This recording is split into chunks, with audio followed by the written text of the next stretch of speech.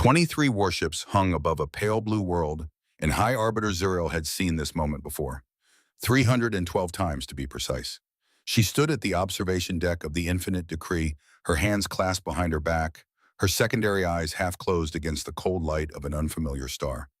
Below her, the planet called Earth completed another slow rotation indifferent to the armada above it. White clouds spiraled across ocean basins. Continents glowed amber and green in the afternoon light. City networks pulsed along coastlines like bioluminescent creatures stirring in deep water. It was, she admitted privately, a beautiful world. That would make none of what followed any easier. Final assessment, Corvus. Her adjutant materialized at her left shoulder, his crystalline fingers moving through holographic data with the practiced efficiency of someone who had prepared this briefing 17 times already. Corvus was methodical to the point of ritual. It was why Zuriel kept him close. 41 vessels of destroyer class or larger. He began, his voice carrying the flat precision of a being who processed information the way others breathed. Concentrated primarily around the third planet and the fourth. Kinetic weapons, fusion drives, electromagnetic shielding, second-era technology across the board. Their largest vessel masses at 847,000 tons. He paused, and in the pause lived the ghost of a professional judgment. The Infinite Decree outmasses their entire combined fleet by a factor of 17. Zuriel said nothing. She already knew the numbers. She had memorized the numbers the same morning she reviewed their file 6 months ago in the quiet hours before dawn on Velkar Prime. Their faster-than-light capability, she asked anyway. An Alcubierre derivative, crude but functional. They stumbled onto the underlying mathematics approximately 19 years ago and engineered a working prototype within 4 years. Corvus allowed himself the smallest inflection of professional admiration. That timeline is genuinely remarkable for a species at their developmental stage. Under normal circumstances. Under normal circumstances. Zuriel turned those words over in her mind the way she turned a worry stone in her palm during long sessions of council deliberation. As if the circumstances here were anything other than standard. As if this were anything other than the 313th iteration of a process the Coalition had refined across 4,000 years of galactic governance. A species reaches threshold capability. They venture beyond their home system. They encounter the wider galaxy before they are prepared for what the wider galaxy contains. And then always inevitably they require guidance. The word her predecessor had used was integration. The word the diplomatic corps preferred was partnership. In the private language of enforcement officers who had seen what unguided development actually produced, the honest word was management. Zuriel was not a cruel woman. She had never been. She was, however, honest with herself about what she did and why she did it. And their response to our arrival, she said. Corvus hesitated. In 14 years of service together, which I could count on one hand the number of times he had hesitated before delivering a report. Unprecedented High Arbiter. They welcomed us, extended full docking privileges at their primary orbital station, offered a formal invitation for the delegation to convene with their governing assembly. Another pause. In a city called Washington. Drakthar, her military advisor, made a sound from across the deck that was somewhere between a laugh and a warning. He was a Vorthian who wore his combat history in the architecture of his face, 3 parallel scars running from his left temple to the corner of his jaw, a souvenir of the Karath suppression 40 years past. He had learned compliance the way his species always learned it, through the receiving end. Posturing, he said. They're performing confidence they don't possess. We've seen it before. We have, Zuriel agreed, but she kept watching the planet. And she kept feeling the thing she had felt since they dropped out of fold space 6 hours ago, and the sensors swept the system clean. Something wrong, not dangerous. Nothing in the assessment suggested danger. Everything suggested a species at precisely the developmental stage their file described young, technically capable, in narrow and specific ways militarily negligible against Coalition standards. Everything was exactly as expected. That was the problem. In 40 years of enforcement, she had never encountered a species that behaved exactly as expected when a Coalition armada materialized above their homeworld. There was always something. Panic in the emergency frequencies. Defense stations powering weapons they knew were useless. Political leaders making speeches about sovereignty and resistance. Religious movements interpreting the arrival as prophecy. Desperate last-minute communication channels, opening, offering resources. Offering tribute, offering anything. Earth had done none of these things. Earth had sent a single transmission within 47 minutes of their arrival.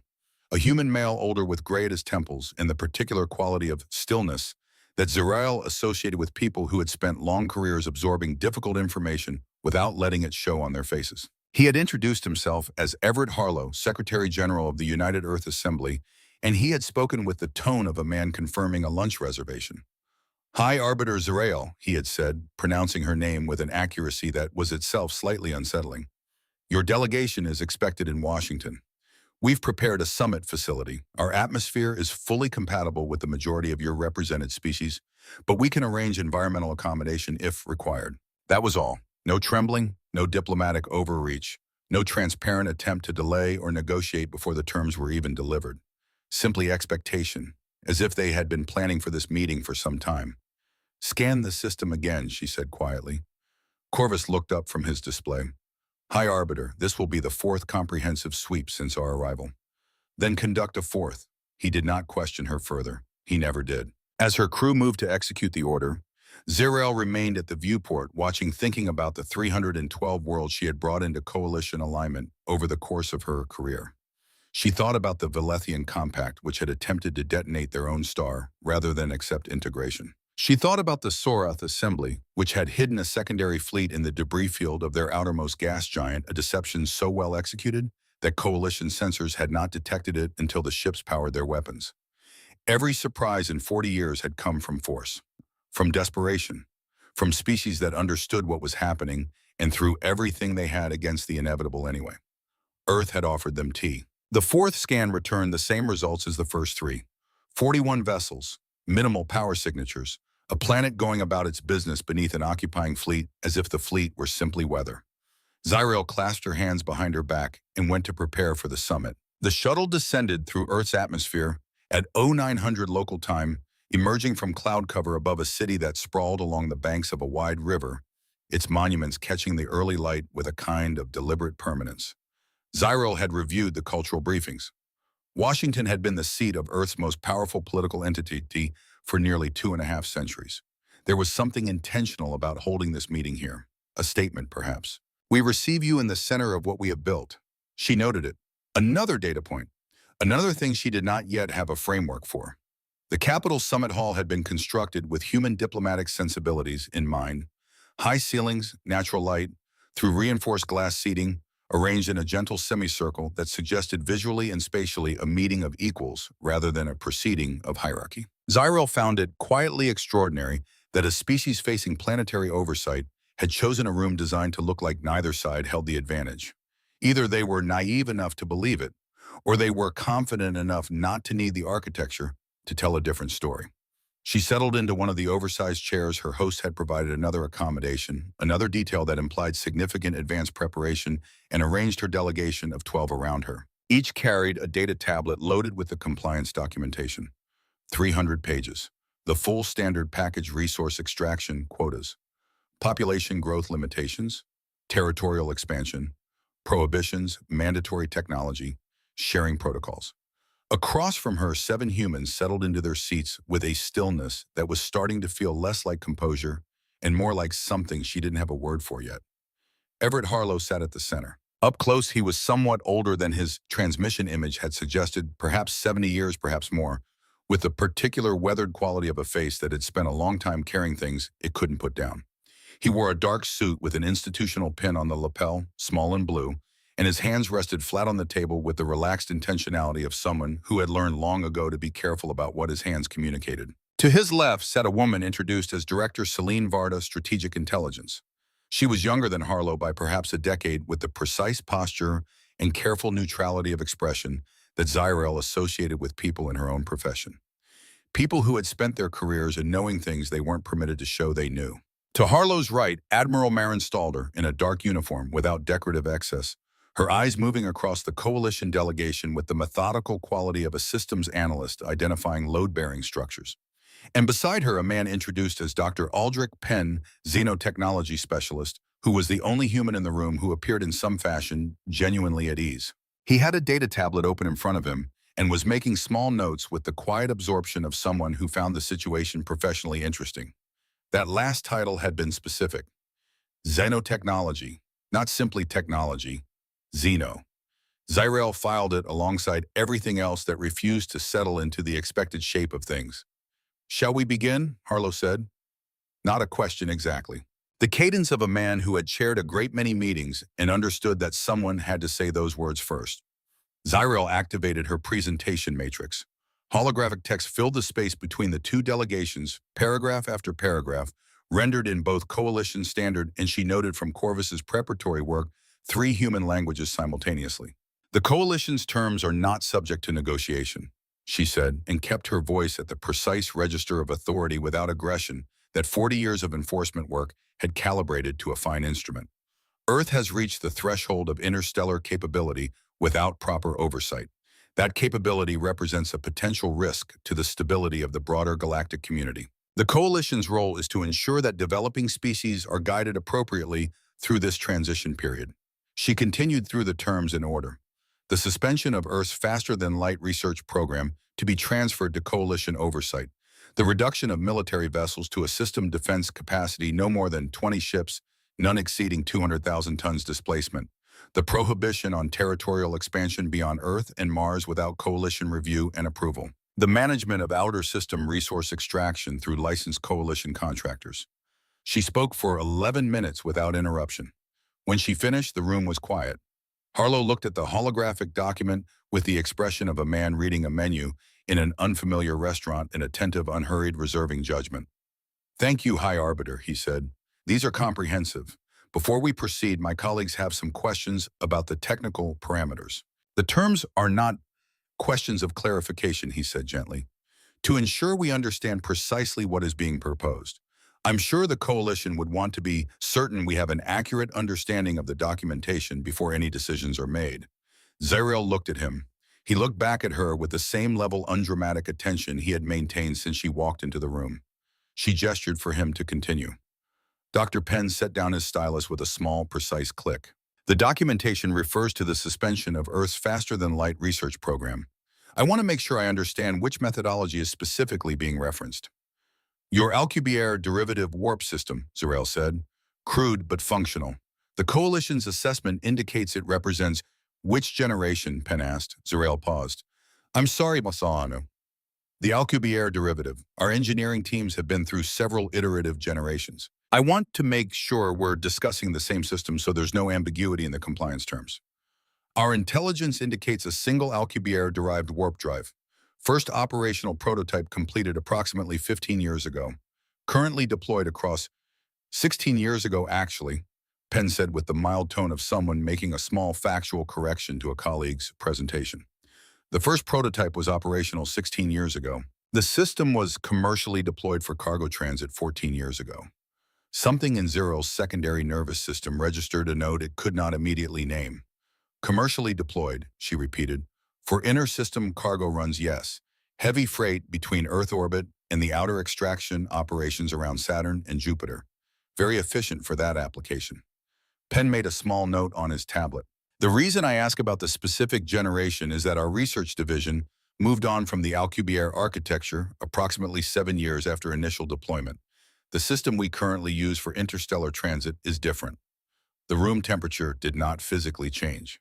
Zeriel knew this. She was sitting in a climate-controlled human diplomatic facility with stable environmental systems, and the ambient temperature was exactly what it had been when she walked in. She knew this with this rational part of her mind. The other part of her mind felt cold. Different how, she said. It was not quite a question. Penn looked at her with an expression of genuine, almost academic interest, as if he found her reaction professionally fascinating. We call it fold space transit, topological manipulation of the metric rather than a warp bubble. Significantly more energy efficient. No relativistic lag in the transit window scales with available power, rather than being bounded by exotic matter requirements. He paused. The Alcubierre system is still in use. As I mentioned, cargo haulers find it economical for short runs where the transit time differential doesn't justify the energy investment of a full fold. 4 seconds of silence. Corvus's fingers had stopped moving across his display. In 14 years, she had never seen Corvus stop working in the middle of a briefing. Fold space transit was fourth-era technology. The Coalition had developed the theoretical underpinnings 1,200 years ago and achieved practical implementation after 8 centuries of concentrated scientific effort across 17 species and the combined industrial resources of an interstellar civilization. This species had reached it in 19 years. That is not possible, Corvus said. His voice, always flat and precise, carried something new in it. Not quite distress, something adjacent to it. I understand why you might think that, Penn said with complete sincerity. Our development curve doesn't match the models your assessment teams use. We've been told this before. A brief pause. Well, we've inferred it from context. Zero forced her attention back to the center of herself, the place where 40 years of professional composure lived. She had felt the ground shift beneath this meeting before it even properly began, and she understood with the clarity of long experience that the correct response to unexpected terrain was not to show that you had noticed it. We can discuss the technical parameters in more detail at an appropriate stage, she said. For now, the compliance documentation refers to your active interstellar drive capability, whatever form that currently takes. The Coalition's oversight protocols will apply to all faster-than-light research and deployment.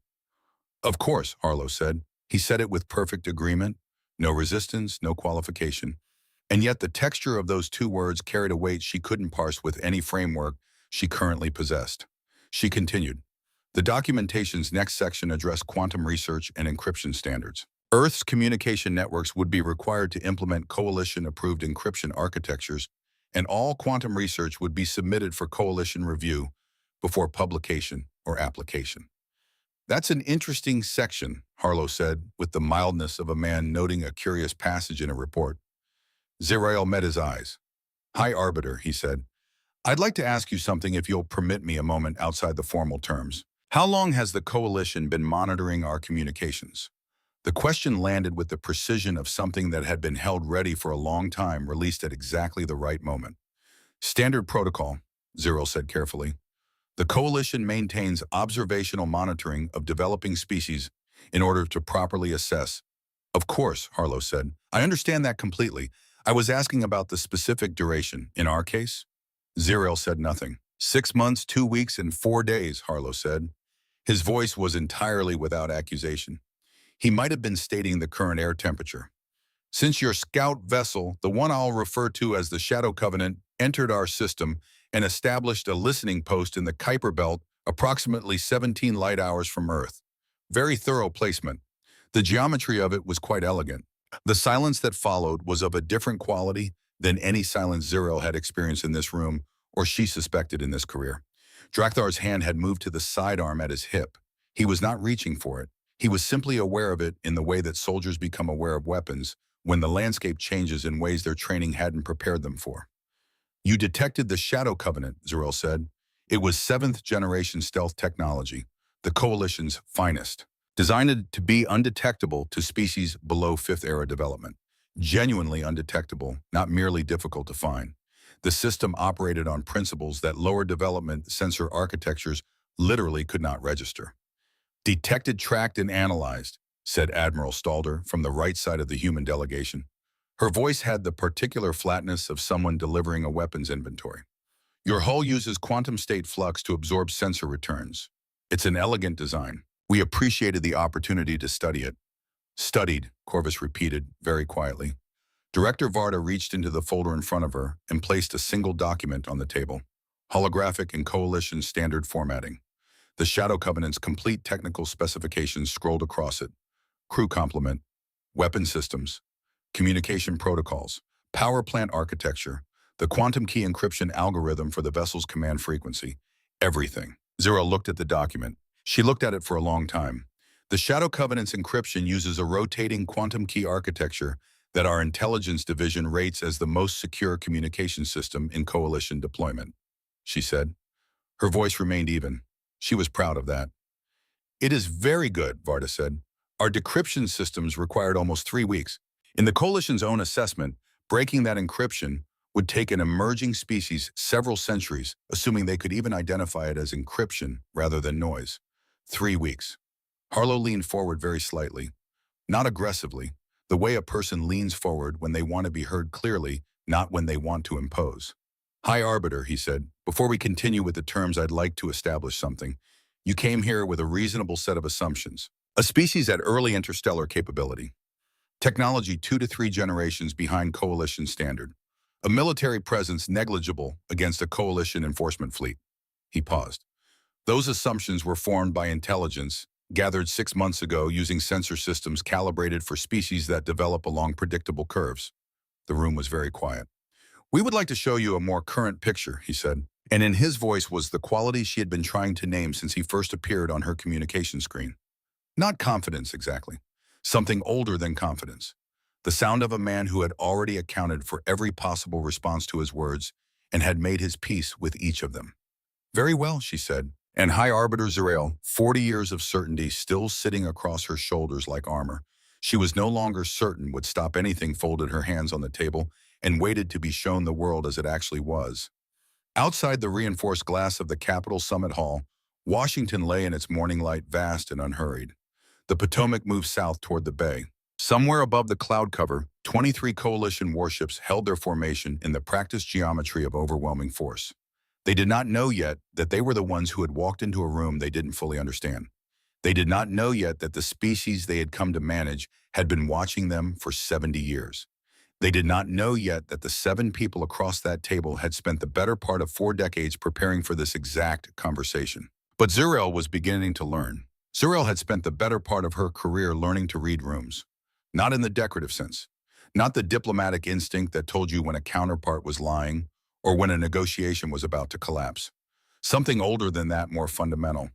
The ability to stand in a space and understand beneath the surface of everything visible what the space was actually for. The coalition's enforcement chambers were built to concentrate authority at one end of the room.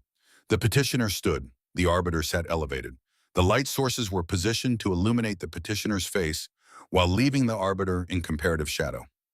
None of this was accidental. 4,000 years of governance had refined the architecture of compliance into something nearly biological. This room had been built differently. She had noticed that when she arrived. She had turned it over in her mind the way she turned difficult intelligence, not filing it away because a thing this size had no file it fit into, simply holding it. Now watching Harlow's hands rest with complete stillness on the surface of the table, she returned to it.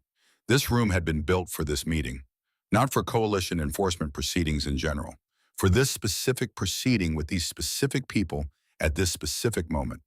The semicircular seating, the equal height of both delegations, the windows positioned to flood the room with neutral morning light that favored neither side, the oversized chairs that had been prepared for coalition physiognomy, well prepared by people who had studied coalition physiognomy with sufficient care to get the dimensions right on the first attempt.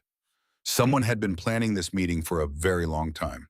"Please continue," Harlow said. His voice carried none of the pressure she would have expected from a man holding a winning hand. No tightening around the consonants. No satisfaction bleeding through the phrasing. Just the voice of someone who has lived with the truth long enough that delivering it requires no particular effort. Zerael looked at the compliance documentation still floating in holographic suspension between the two delegations. 300 pages that had seemed 6 hours ago like the entire shape of this encounter. She continued anyway. The documentation's framework required it. 4,000 years of coalition protocol required it, and there was a discipline in her deep and structural as bone that did not permit her to show a counterpart that she had lost the thread of her own proceeding. Earth's quantum research programs, she said, will be submitted for coalition review on a quarterly basis. All applications of quantum mechanics to communications computing or weapons development require coalition licensing approval before deployment. This provision exists to ensure that. That's an interesting section, Harlow said. He had not raised his voice. He had not leaned forward. He had not done anything that could be formally categorized as interruption. He had simply spoken quietly into a natural pause with the tone of a man who had just noticed something worth noting. "I'd like to ask about the communications provision specifically," he said. "Your documentation refers to coalition-approved encryption architectures. I want to make sure I understand the current state of that proposal given the relevant context." Zerael waited. Director Varda set her data tablet on the table. Flat, deliberate. The gesture of someone who has decided that the moment for documents has arrived. "High Arbiter," Varda said. "Your scout vessel established a listening post in the Kuiper Belt 6 months, 2 weeks, and 4 days ago.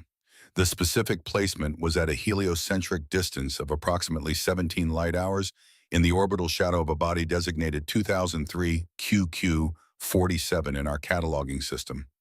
Very clean geometry. The thermal signature masking was particularly well executed." Drakther had not moved since Zerael finished her presentation. He had the stillness of a soldier who has identified a threat and is waiting to understand its dimensions before deciding what to do about it. The Shadow Covenant uses 7th-generation stealth architecture, he said, not a defense.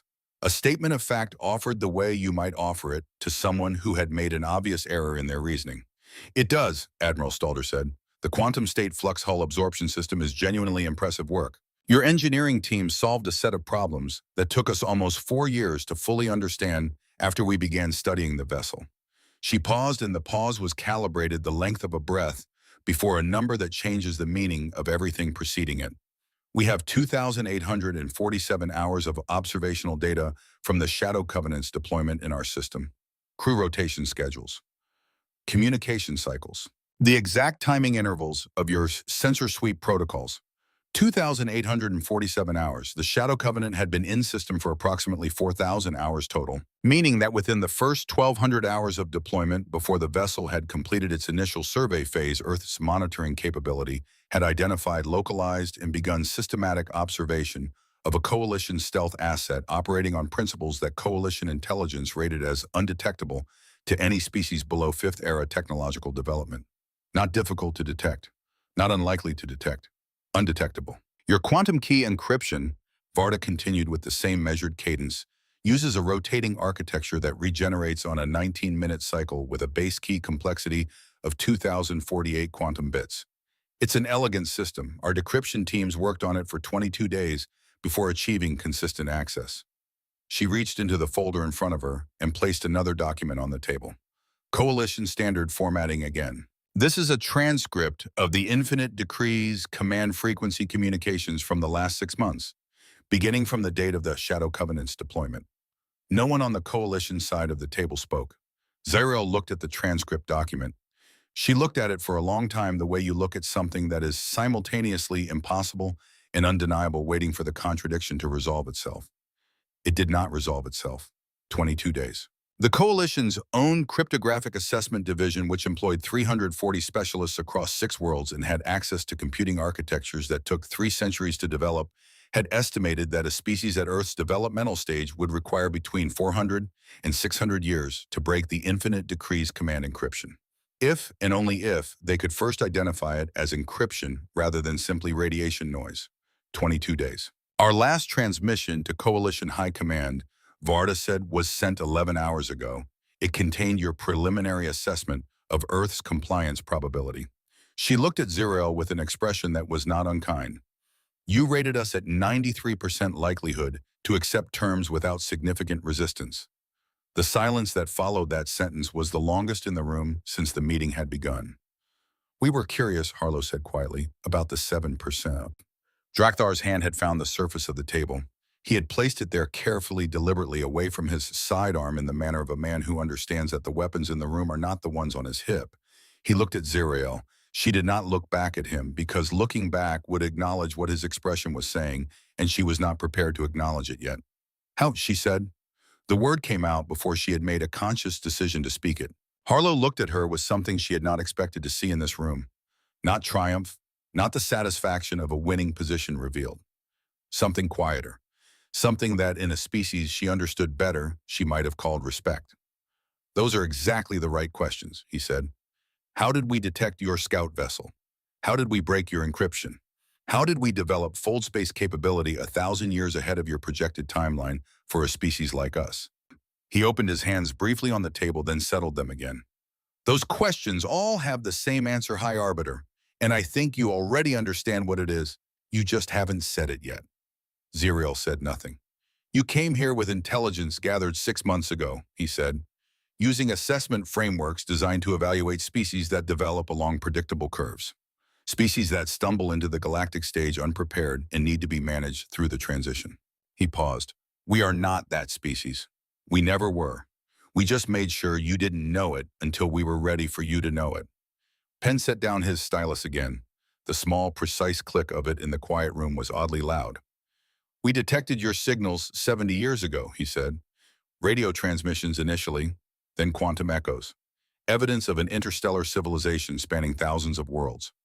We knew from that moment that we were entering a populated galaxy. We knew we would eventually be assessed, judged, potentially managed. He said the last word with a careful neutrality that made it land harder than any accusation could have. So we made a choice. We could announce ourselves early, Stalder said, hope for benevolence, accept whatever terms we were offered, and work within those terms for however long it took to change them. She paused. Or we could stay quiet, watch, learn, and emerge only when we could negotiate from a position of genuine strength. The morning light through the windows had shifted slightly. Outside, Washington continued its business. Cars on bridges, pedestrians along the mall, a city that had absorbed a great many crises and was still standing. Zyrael understood in that moment what this room had truly been built for. Not to receive her delegation, to show it something. Show me, she said. Stalder activated the holographic display at the center of the table. The Sol system appeared rendered in the clean, crystalline detail of precision sensor data. 23 coalition vessels in their orbital formation above Earth, 41 human vessels maintaining respectful distance around Earth and Mars. Everything as the assessments had shown it. Then Stalder did something with her control interface and the display changed. It didn't change suddenly. It changed the way dawn changes a landscape, not replacing what was there before, but revealing what had always been there, waiting in the dark for the light to find it. Points of light appeared across the holographic system display. First dozens, then hundreds. Then as the full data resolved, thousands. Ships in the asteroid belt. Ships in the orbital debris field. Ships in the deep shadow of Jupiter's mass. Ships stationed in the gravitational stable points between planets running so cold and so quiet that the infinite decrease sensors which Zyrael had ordered to sweep this system 4 times had found absolutely nothing. Captain Vorath's voice came through her communication implant with the tightened control of a man delivering a report he does not want to deliver. Hi, Arbiter. We are detecting targeting locks. 17 distinct firing solutions have just activated. We cannot identify the source vessels on our sensors. She did not respond to him, not yet. Some of these vessels have been in position for years, Stalder said. Others moved into their current positions while your crews were conducting your 3rd and 4th sensor sweeps. Your sensors were calibrated to detect active power signatures, drive trails, broadcast emissions, the conventional markers of military presence. She looked at Zyrael with the professional directness of one military officer to another. We have spent 20 years developing stealth systems that eliminate all of those. Drakthar exhaled. It was not a word. It was the sound of a tactical mind completing a calculation it had been refusing to finish. You let us come here, he said, slowly, as if each word required individual confirmation before it could be spoken aloud. You knew we were coming. You knew our arrival timeline, our fleet composition, our mission parameters. You could have prevented this entirely. Yes, Harlow said, you could have struck first. Yes, but you didn't. No. Harlow's voice held the same register as before, but something underneath it had changed the way a river sounds different when you understand how deep the water runs. We didn't, because that is not who we are. The display expanded, outward from the Sol system, past the heliopause into the stellar neighborhood. And there the picture became something that Zyrael had no prepared category for, because in 40 years of coalition enforcement work, she had never seen anything like it. Human vessels scattered across a volume of space extending 30 light years from Earth in every direction, not hiding aggressively. Simply present, in the quiet way that things are present, when they have been part of a landscape long enough to become invisible through familiarity. Positioned near coalition border installations, drifting in the deep space between systems. Stationed at listening distances from every major coalition military facility within the survey range. Penn spoke before she could formulate a question.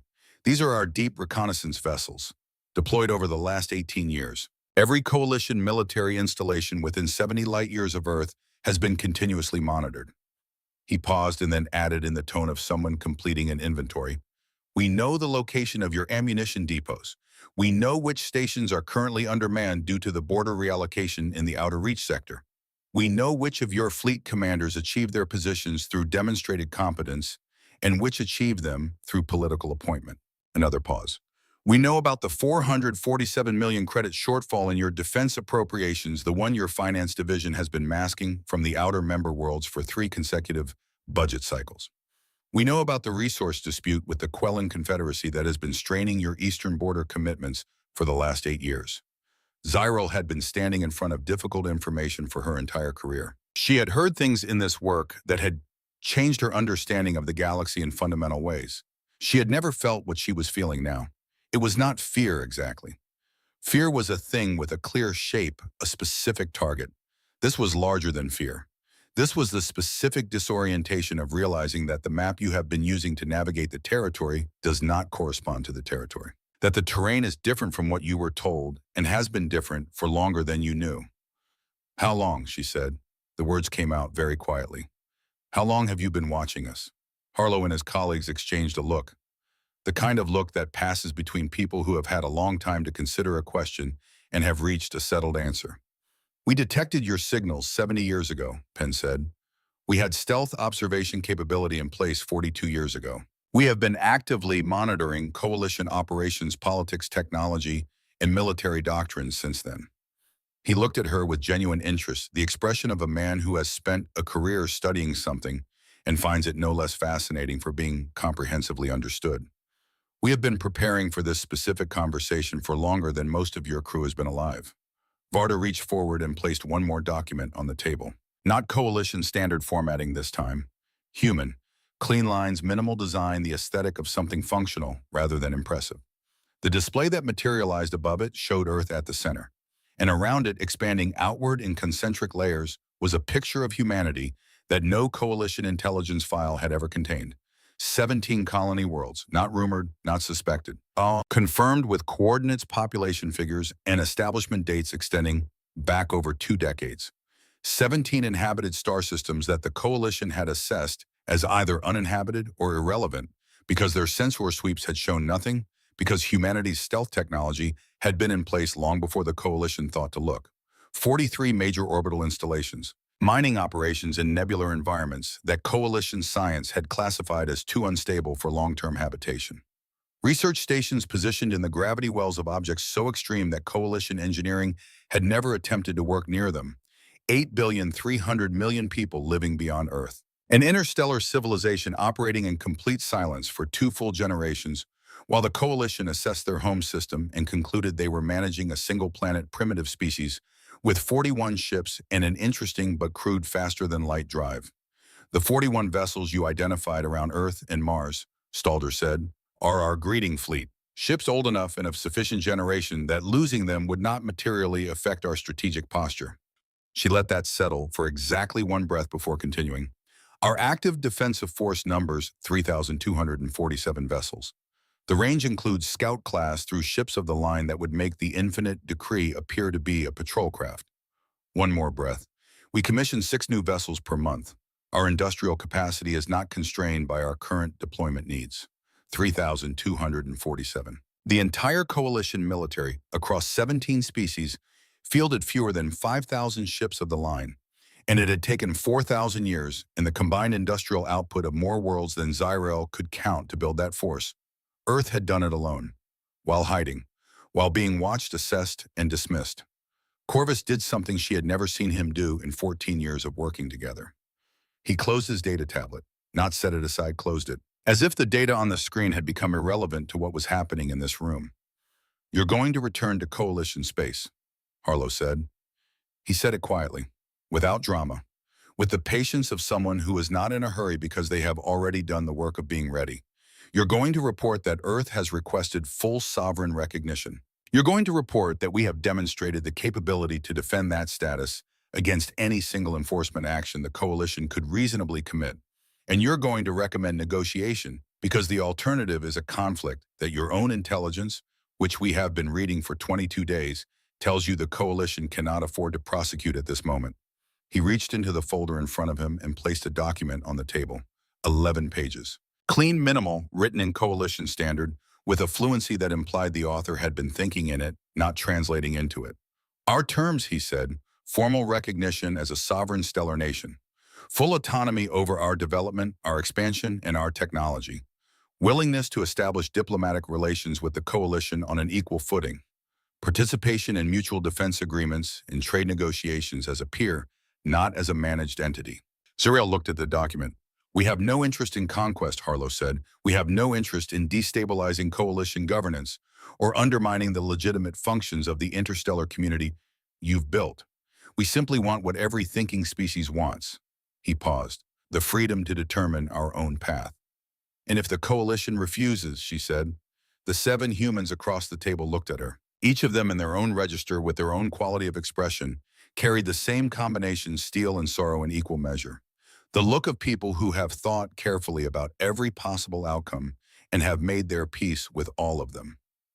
Then, Harlow said very quietly, the galaxy is going to spend a significant amount of time learning why you should never back a species into a corner when that species has spent 40 years turning the corner into a fortress. She activated her communication implant.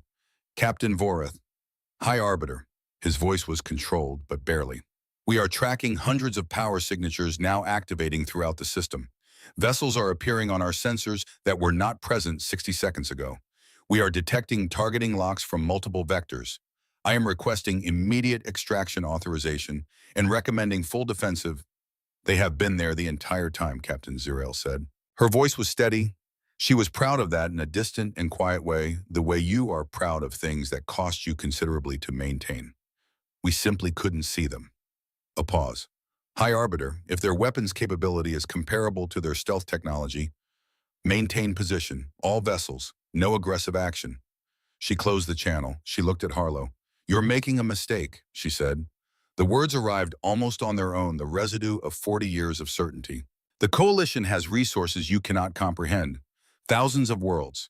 Even if you destroy this fleet, you have invited a response that, we won't destroy your fleet, Harlow said. The simplicity of it stopped her mid-sentence. High Arbiter, we are not going to fire on your ships. We have done nothing here today except show you the truth about a situation that was built on incomplete information. What happens next is a choice. He looked at her with complete directness. You can have humanity as a neighbor, a trade partner, eventually perhaps an ally, or you can have us as an adversary who knows the location of every weakness in your border defenses and has spent 2 decades ensuring the capability to exploit them. He paused. We are hoping sincerely that you choose wisely. Prepare the fleet for departure, Captain Voreth, she said into her implant. We are leaving. A pause. And the compliance documentation, High Arbiter. She looked at the 300 pages of holographic text still floating in the space between the 2 delegations. 300 pages that had seemed this morning like the entire shape of the future. Leave them, she said. She reached across the table and picked up the 11-page human document. Held it. Felt the weight of it, which was the weight of nothing at all, really. 11 pages. Clean lines. Simple language. We are taking Earth's proposal to the High Council, she said.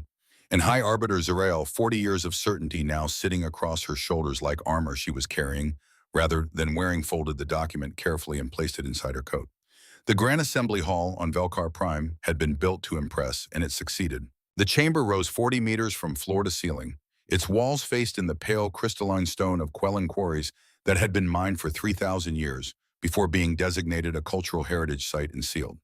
57 representatives from 17 species sat in the concentric circles of the deliberation tiers, their combined presence generating a low atmospheric weight of authority that Zirael had felt in this room many times before. She did not find it steadying today. She had delivered her full briefing over the course of 90 minutes, walking the council through everything systematically in the order she had decided on during the transit, beginning with the technical revelations because those were the facts that could be verified independently and were therefore the foundation on which everything else had to rest. Moving through the intelligence capabilities, the fleet strength, the colonial infrastructure, saving the philosophy for last because the philosophy was the part that required the council to have already absorbed the facts before they could understand why it mattered. The chamber had erupted at multiple points. She had expected that. Councillor Thra of the Vorthian bloc had demanded a military response within the first 10 minutes. He was a large, scarred representative with 30 years of military command experience and the specific impatience of someone who had spent a career solving problems by applying superior force. A single species cannot develop this capability without external assistance, he had said loudly, and several representatives had agreed with similar loudness. Zirael had let them exhaust themselves. She had learned this in her 3rd year of enforcement work, that people in rooms needed to complete their initial reaction before they could hear anything that came after it. When the volume dropped enough for her voice to carry without effort, she resumed. I have asked myself that question repeatedly since leaving Washington, she said. Whether this was a deception, whether some other galactic actor had provided technical assistance in exchange for a strategic alliance we don't know about yet, whether the capabilities demonstrated were partially fabricated to inflate the perceived threat. She looked at Thraw directly. I have eliminated each of those possibilities. Here is why. She walked them through it. The specificity of the technical disclosures. The operational history of the stealth deployments, which extended back 18 years and had accumulated a consistent data record that could not have been fabricated without detection. The fact that humanity's intelligence penetration of coalition communications had been active for 22 days before the summit, meaning every coalition communication during that period was potentially compromised, and there had been no indication of data manipulation in any of it. Simply collection. They were not fabricating a threat posture, she said. They were reading our mail. Counselor Vea of the Scientific Coalition, who had been quiet through most of the session, spoke carefully from the third tier. The development timeline you've described is genuinely unprecedented. No single species civilization has achieved multi-era technology advancement in this compressed period. She paused. There are theoretical models that permit it under specific conditions. What conditions? High Chancellor Morithal asked. Foreknowledge, Vea said.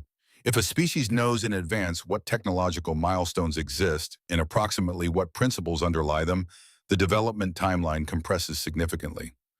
You're not discovering, you're engineering toward a known destination. She looked at Zirael. They detected our signals 70 years ago. They knew fourth-era technology existed because they were receiving our communications and working backward from what those communications implied. They didn't develop fold space in 19 years. They spent 50 years understanding that it was theoretically achievable and 19 years building it. The chamber was quiet with the specific gravity of a room full of very intelligent beings all arriving at the same unwelcome conclusion simultaneously. It's still extraordinary, Vea said, but it's not magic. It's what happens when a species of their demonstrated cognitive capability has 7 decades of motivation and a specific destination to navigate toward. Thrust stood again. This changes nothing about the strategic calculus. A species that has built this capability in secret, that has spent 40 years conducting intelligence operations against the coalition without our knowledge, that has positioned military assets throughout our territorial boundaries, this is a threat of the first order. We mobilize. We demonstrate that the cost of this deception is not one they can afford to pay. And how many ships do we commit? Zirael asked. Thor turned toward her. Their intelligence assets, she said, have been monitoring our fleet movements for 18 years. They know our current deployment posture. They know where every task force is stationed, which vessels are in refit, which border sectors are undermanned. She looked at the chamber. If we commit a punitive fleet to the Sol system, they know its composition before it departs. They know its planned route. They know its command structure, and which of our admirals achieved their rank through political patronage rather than tactical competence. She paused. We would be sending a military force into a conflict against an opponent that knows us better than our own intelligence division does operating in their home system against a defensive force that has had 4 decades to prepare for exactly this contingency. The chamber was silent. And if we lose ships, she continued, the species watching from the borders, the Krath Dominion, the Faloran principalities, the independent systems along the outer reach, they see the coalition bleed. They see us commit a significant military force and absorb a defeat against a single species on the edge of our territory. That information does not stay quiet. That information becomes the new architecture of how the galaxy understands coalition strength. Morithal, who had led this council for 60 years and had the patience of something geological, raised one hand. The chamber obeyed. High Arbiter Zirael, you have brought us their proposal. She activated the holographic display, and the 11-page document appeared above the chamber floor. Sovereign recognition, non-aggression, equal footing trade and diplomatic relations. Scientific exchange on a voluntary basis. She looked at the council. They are not demanding tribute. They are not demanding territory. They are not demanding that we restructure the coalition or alter our relationships with our existing member worlds. They are asking to be left alone to develop as they choose. And we believe them, said Councillor Josham, a Felinar representative with the specific skepticism of a species that had been deceived by 3 different interstellar powers before joining the coalition.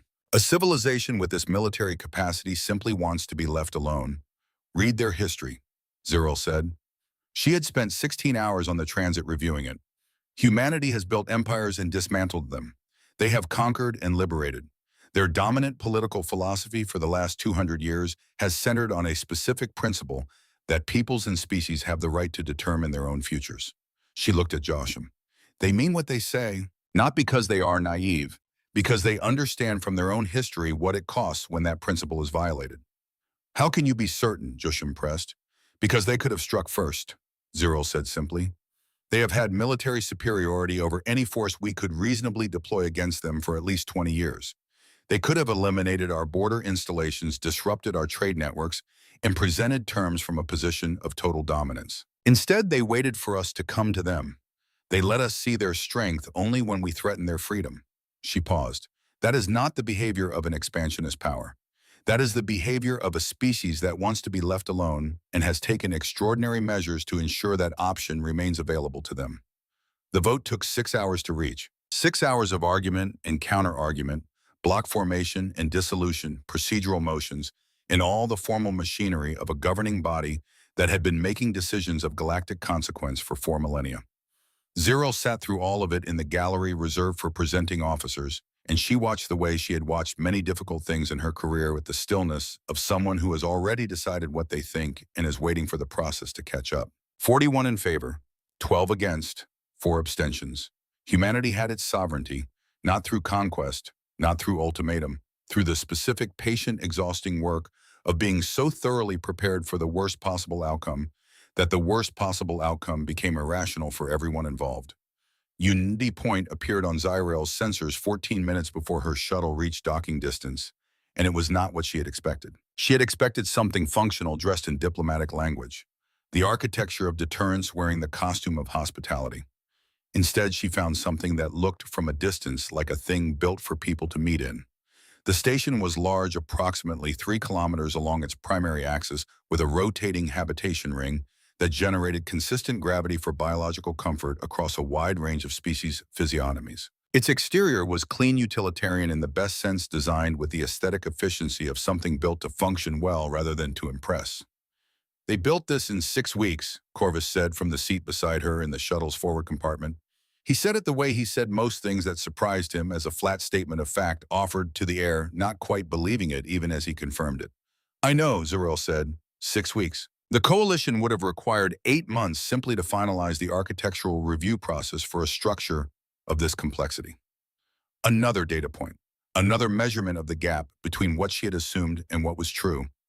Everett Harlow was waiting at the airlock, and he was alone. No security detail, no diplomatic staff at his shoulder. Just a man in a dark suit standing at the entrance to a station his civilization had constructed in 6 weeks with the same quality of deliberate stillness he had brought to the summit hall in Washington. He extended his hand when she stepped through the airlock. She had reviewed human greeting customs. She understood the gesture, a display of open palms, of physical proximity, without aggression, of the deliberate choice to make yourself briefly vulnerable in order to signal trust. She clasped his hand and felt the warmth of it, the specific dry warmth of human skin, and the strength of his grip, which was firm without performing anything. Hi, Arbiter, he said. Welcome. Secretary General, she said. Your station is impressive. We wanted a proper space for the treaty signing. He released her hand and gestured toward the interior corridor. Director Varda is already in the treaty chamber. They walked through corridors that smelled faintly of new construction and recycled air, and something else, something organic and difficult to identify that Zerael later concluded was simply the specific atmospheric signature of a human-inhabited space. The sounds of the station were the sounds of a place that had been populated quickly and was still finding its rhythms. Footsteps in adjacent corridors, the hum of life support cycling, voices at a distance, a civilization moving in. The treaty chamber was round with equal seating on all sides and viewports that showed the stars in every direction. No hierarchy in the architecture, no elevated positions, just a table and chairs and the galaxy outside the windows present and vast and indifferent to the specific significance of what was about to happen inside this room. Director Varda was seated when they arrived. She stood when Zyrel entered, inclined her head with the precise economy of movement that characterized everything Varda did. They sat and the treaty was reviewed, and then it was signed, both in holographic coalition standard and on physical paper. Actual paper which Harlow had requested specifically. Zyrel had agreed without fully understanding why until she watched him sign his name on the physical copy with a stylus and understood that for humans, the physical act of writing your name on something was not a formality. It was a commitment made in a medium that could not be deleted.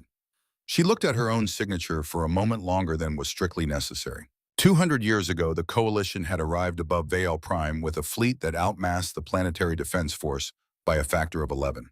The arbiter on that mission had been a Quellan named Corvath Sen, and his compliance documentation had been 284 pages long, and the terms had been presented as non-negotiable, and her species had signed because the alternative was a lesson in galactic power that Vial infrastructure could not survive. She knew this history the way she knew her own name. She had spent 40 years telling herself that Corvath Sen had been right, that the Veil had benefited from integration, had grown within the Coalition's framework, had access to technology and trade networks and medical advances they could never have developed alone. She had believed this sincerely. She had built her entire career on the belief. She looked at the 11-page document that 7 humans had offered to a Coalition fleet that had come to bring them to their knees. She thought about what her species might have built in 70 years of quiet preparation instead of 200 years of managed development. What they might have become if someone had offered them a room with equal seating and asked genuinely what they wanted.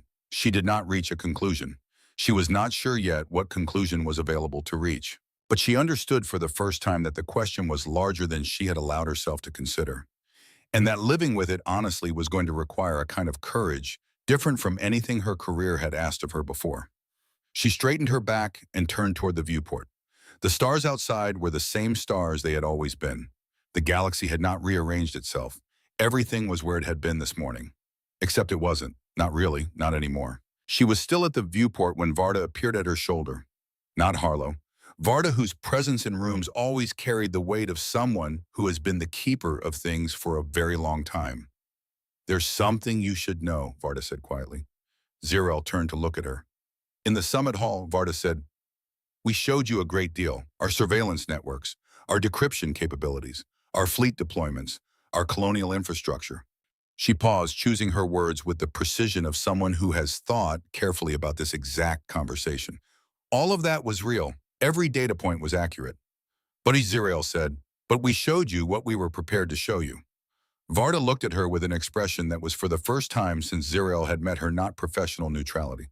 Something more human than that. The particular exhaustion of a person who has carried a secret for so long that the weight of it has become structural. There are capabilities we didn't disclose, assets we didn't reveal. Not to deceive you, because trust is built incrementally, and we thought it was important that you know that. Zero was quiet for a moment. "You're telling me that what we saw in Washington was not everything." "What you saw in Washington was everything we were willing to share with someone we had just met," Varda said. "What we share over time as this partnership develops can grow, as we prove ourselves to each other." She paused. "We thought you should know that the ceiling of this relationship is not what you saw in that room." Zirael thought about this. "Your species frightens us," she said finally. "You must know that." "We know." Varda looked at the viewport, at the stars beyond it, at the dark spaces between them, where human ships had been operating in silence for nearly 2 decades. 40 years ago, when we first detected your signals, there was a global debate. Some wanted to announce ourselves, hope for benevolence, accept whatever terms were offered, and work within the system. She paused. Others wanted to stay hidden, build strength, emerge only when we could negotiate on equal terms. "The second position won," Zirael said. "The second position won," Varda confirmed. "And it changed us. The secrecy changed us. The isolation changed us. 40 years of preparing for the worst possible version of this encounter made us more suspicious, more militaristic, more guarded than we might otherwise have become." She was quiet for a moment. "This treaty isn't just about Earth's freedom. It's about whether we can become something better than what we had to be in order to survive." The alarm reached them 3 seconds later. Not a communication, not a scheduled transmission. The sharp, specific frequency of an emergency broadcast cutting across all open channels simultaneously, the Coalition standard code for border incursion. The one that every officer in Zirael's career learned before they learned anything else. Her implant activated. The voice on the emergency frequency was the duty officer at Border Station Delta 9, the installation monitoring the neutral corridor between Coalition and Krath Dominion space, and his voice had the tightened control of someone delivering a report he has been trained to deliver without panic while experiencing considerable panic. "Hi, Arbiter Zirael. We are tracking 287 Krath Battle Group vessels crossing the neutral corridor boundary. They are not responding to hails. They are maintaining attack velocity. Current trajectory places them inside the Velcorin colony system in approximately 6 hours. The border fleet cannot hold them. I repeat, the border fleet cannot hold this incursion. 287, the Krath Dominion. A militant species that had rejected coalition membership 4 decades ago and had been maintaining a cold strategic ambiguity ever since, too aggressive to ignore, too contained to act against openly. Intelligence had been tracking elevated mobilization activity in Krath space for 8 months. The timing had remained unclear. It was not unclear anymore. Zariel was already moving toward the communications terminal when she realized that Harlow was beside her, and that Varda was on her other side, and that both of them had heard the broadcast and were already in the particular focused stillness of people shifting from diplomacy to operations. "How many ships does your border fleet have in the corridor?" Harlow asked. 31, she said. "They cannot stop 287 Krath battle group vessels. Not with that force ratio, not with the speed of incursion." Harlow looked at Varda. Something passed between them in the way that things pass between people who have worked together long enough to communicate in something shorter than words. "High Arbiter," Harlow said. His voice was the same voice it had been in Washington and on this station and in every exchange between them, but she understood it differently now. The steadiness was not the absence of urgency. It was urgency that had been disciplined into something useful. "The mutual defense provisions of our treaty have a 72-hour activation window. That's the language we agreed to. That's the legal framework we both signed." "Yes," Zariel said. "I'm not talking about the legal framework," he said. "I'm asking you directly. Do you want our help right now?" Zariel looked at him. She thought about 31 coalition ships in a corridor that 287 Krath battle group vessels were moving through at attack velocity. She thought about the Velcorin colonies. She thought about the 6 hours between those colonies and destruction. She thought about the fleet she couldn't see. "Your nearest assets," she said. "Task force currently positioned 12 light hours from Delta 9, Harlow said. "Transit time at full fold capability is 40 minutes. 40 minutes. Coalition ships would have needed 14 hours to cover that distance." "Do it," Zariel said. "Full tactical integration with Border Fleet Command. I am authorizing everything." What happened over the next 90 minutes was something Zariel would spend a considerable portion of the rest of her career attempting to describe accurately to people who had not witnessed it, and she was never fully satisfied with any version of the description. The human fleet did not arrive the way a military force arrives. It did not appear on sensors with the gradual resolution of approaching vessels detected at range and tracked through their transit. It was simply not there, and then it was. One moment, Delta 9's tactical display showed 31 coalition vessels and 287 Krath battle groups closing on a collision course that had one outcome. The next moment, the display showed something else entirely. 114 human warships materialized throughout the battle space in positions that implied to anyone with tactical training complete foreknowledge of the Krath fleet's formation speed and intended axis of advance. Not behind the coalition line, not alongside it. Through it, around it, inside it, occupying positions that should not have been accessible to vessels arriving at speed from 12 light hours away. The fold space capability was not transit in the conventional sense. It was arrival. You were somewhere and then you chose to be somewhere else, and the choosing was nearly instantaneous. The Krath fleet commanders had planned an overwhelming numerical superiority against an undermanned border defense. They had planned it with good tactical intelligence and sound military logic. What they had not planned for was an unknown force appearing in their formation from no observable origin point, operating weapon systems that penetrated shields that coalition science had tested to its absolute limits, moving with a speed and precision that implied not reaction to their movements but foreknowledge of them. Human vessels did not charge. They did not pursue. They moved to specific positions and executed specific actions with the economy of motion of a system executing a plan that had already been fully developed before the engagement began. Command ships were targeted first, not destroyed, but disabled, their drive systems neutralized with surgical application of weapons that bypassed shielding on a principle Zariel's tactical analysts spent 3 weeks trying to model afterward.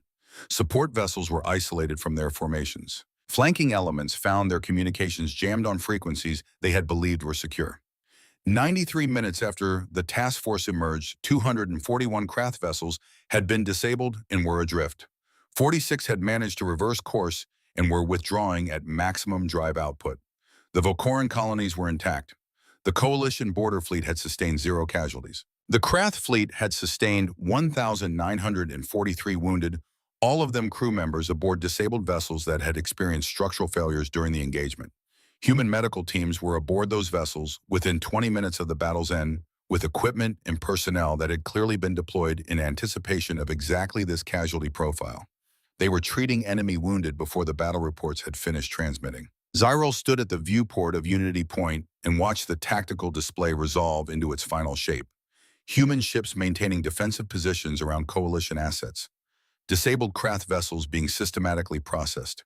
Medical transports moving between them with the organized efficiency of a system that had thought through this step as carefully as every other step.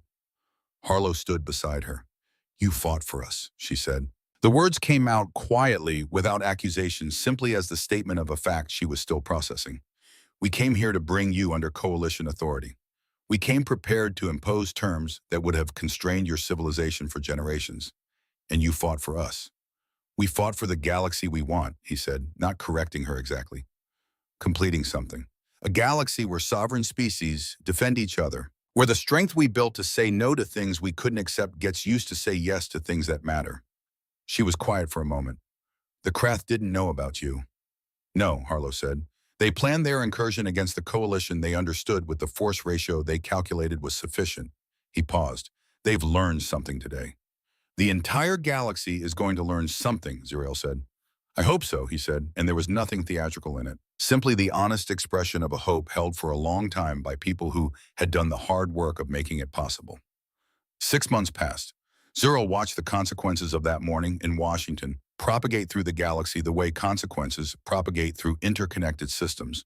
Not all at once, not in a straight line, but spreading through every channel where information moved and finding new shape in every context it entered. The diplomatic request came first. Every significant stellar nation within 70 light-years sent formal communication to the United Earth Assembly within 3 months of the Unity Point Treaty. Some were curious, some were frightened, some carried the specific, careful quality of hope that emerges in species that have spent a long time not being permitted to be openly hopeful. The species under coalition management were the most significant. 14 civilizations currently operating under integration agreements sent inquiries to Earth through back channels asking about what their analysts were calling the Earth model, how it had worked, what it had required, whether it was replicable. Zuriel received copies of those communications. The Coalition's intelligence division flagged them as destabilizing. Morthal received those same copies and said in a closed session of the High Council, something that Zuriel would remember for the rest of her career: the model of enforced integration was always stable because no one knew there was an alternative. Humanity has proven there is an alternative. We cannot unknow that, and neither can anyone else. The Krath sent a peace overture to the Coalition 12 weeks after the engagement at Delta 9. It was by Krath diplomatic standards unusually conciliatory. The intelligence assessment was that they had spent the intervening weeks attempting to reconstruct what had happened to their fleet and had arrived at conclusions that significantly adjusted their threat calculations. They had also separately sent a communication directly to Unity Point, not to the Coalition, to Earth. It asked in the careful, formal language of a species uncertain about reception whether it was possible to arrange a meeting. Harlow had written back within 48 hours. Yes, Zuriel received her final career assessment the same week.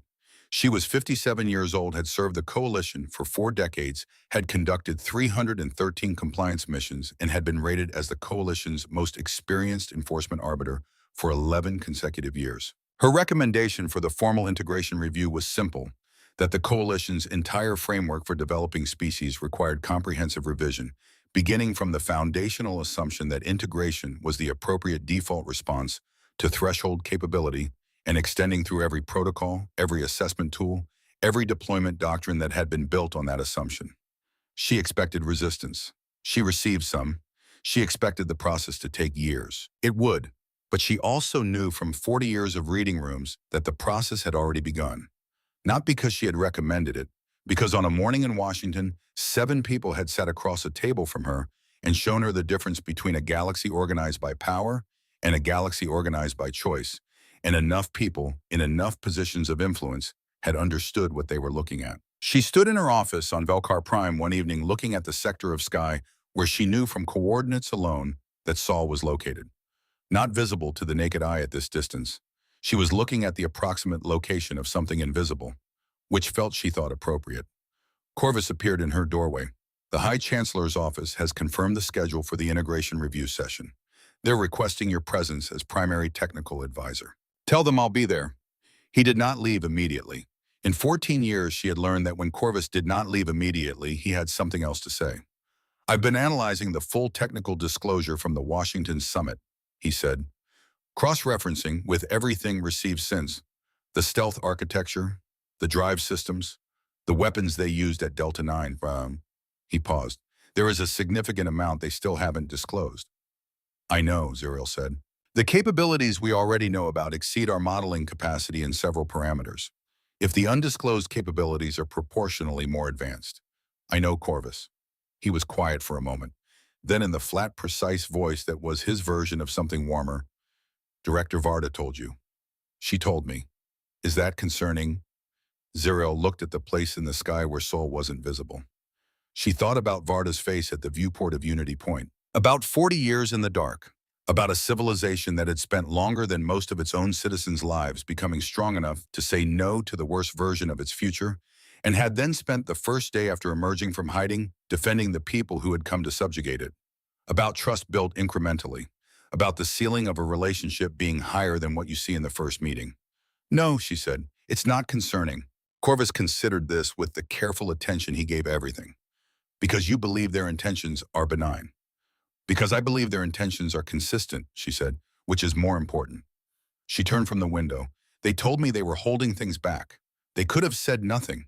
They chose to be transparent about the existence of things they weren't yet ready to share. She paused. That is not what a species preparing for deception does. That is what a species building something does. Building it slowly, the way anything worth having gets built. She picked up the briefing documents for the integration review session. In the morning, she would walk into the High Council's chamber and begin the work of dismantling a 4,000-year framework, one procedural argument at a time.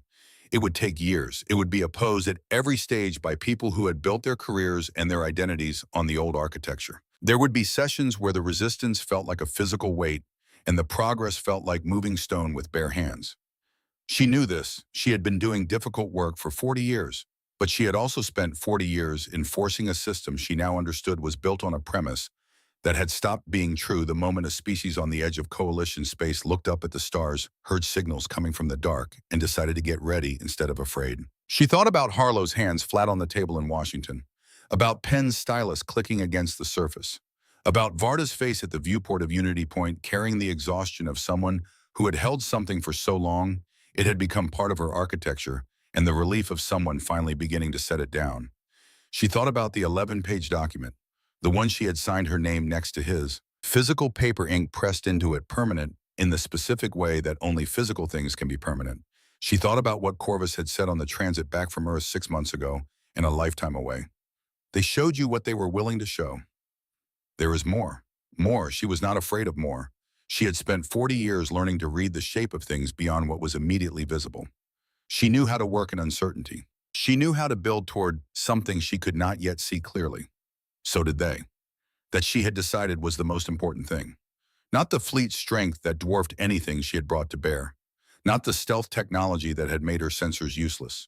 Not the fold space drives or the cracked encryption or the 17 colony worlds built in patient silence while the galaxy looked elsewhere. The most important thing was that humanity had spent 4 decades preparing for the worst, and when the worst arrived, they had offered tea.